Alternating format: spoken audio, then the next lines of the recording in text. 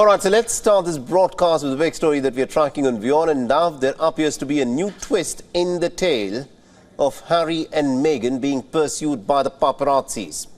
There are fresh details that have now emerged in the New York car chase of the estranged royals, who had made some pretty shocking revelations about the apparent fast and furious moment that the couple encountered.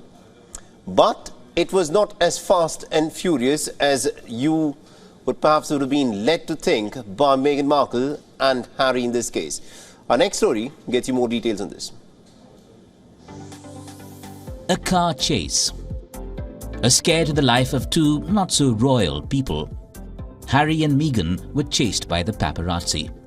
Their near-catastrophic accident broke the internet, made headlines around the world.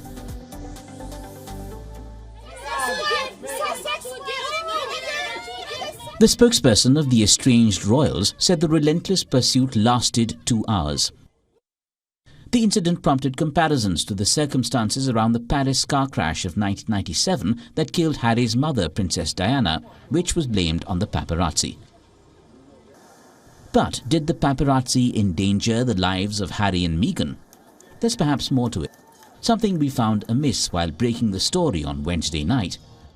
Learning as we're speaking right now, since this is such a developing story and it's such breaking news. But I think, you also have the perception regarding Harry and Meg. If you're familiar with New York, which a lot of our viewers are, it's very difficult to have a car chase for 2 whole hours. As details were sketchy, we asked the right questions. Car chase and New York together immediately wonders how is that even possible on the busy streets of New York City. For New Yorkers, they're not really, fascinated by the culture of celebrity.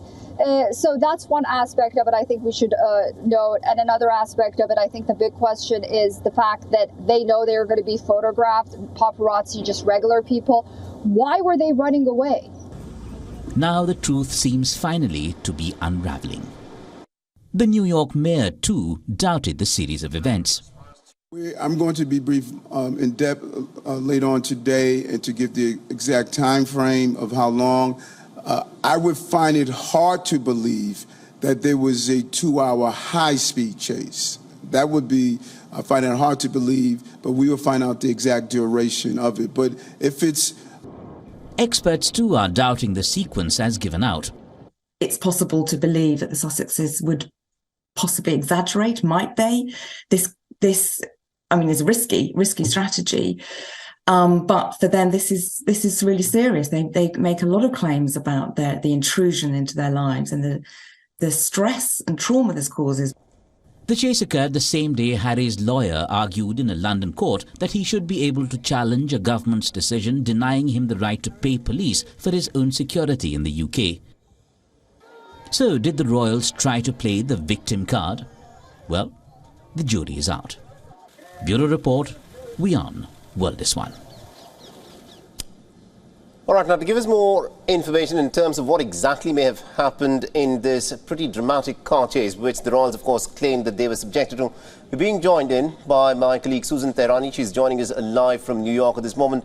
Now, Susan, there is more information and more versions of the same event that are now appearing. The royals, of course, claimed, their spokespersons claimed, that it was a 2-hour-long, pretty dramatic car chase. But from what is now being said in terms of what the New York City police and also the mayor and also the cab driver, who briefly, of course, transported Harry and Meghan Markle, the versions that they've put out points to a fact that this car chase may not have been as dramatic as Harry and Meghan Markle would have wanted us to believe.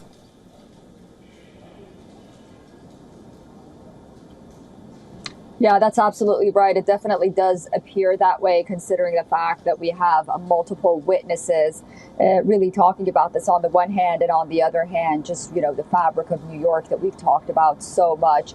Is virtually impossible to have a high-speed car chase, notably in Midtown Manhattan. You have to take into consideration the pedestrians, scooters, outdoor dining, not to mention the traffic, which you're often in, as the taxi driver alluded to for a short while. They were apparently stuck behind a huge garbage truck as well. So these are the incidents that have been unfolding, and on the one hand, you have that statement made by the publicist or their associate, Meghan and Harry.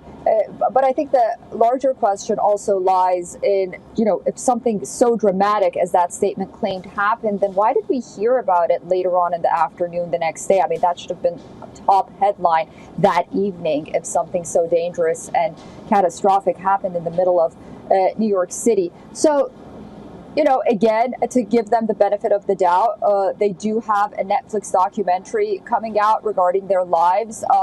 And we did see in one of the images, the photos, that Harry was videotaping something outside of their car. So maybe we'll learn more about what happened from their perspective in that documentary. But I think, as we mentioned in our report, with what he's dealing with in the courts in London, and the situation that has unfolded, it just seems very curious. Absolutely, indeed. Very curious is how, I think, is a good way of putting it.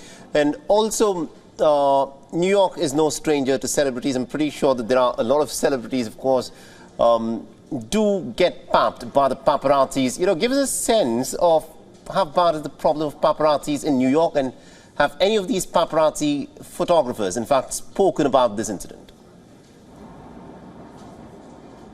Yeah, it's interesting. That's a very good point, that we really haven't heard about the paparazzi photographers really coming out and talking about it, or we don't even have images. I mean, you know how it is these days everywhere, not just New York.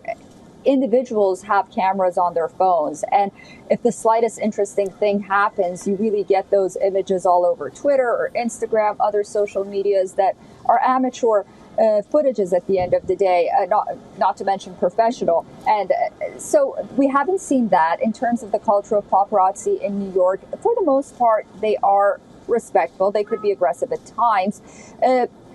But ultimately, I think because so many celebrities and important individuals, from politicians to actors and actresses, really come to New York, and one of the reasons they do come here is because they feel like they could be more comfortable. They're not being harassed as much, getting on the subway, public transportation.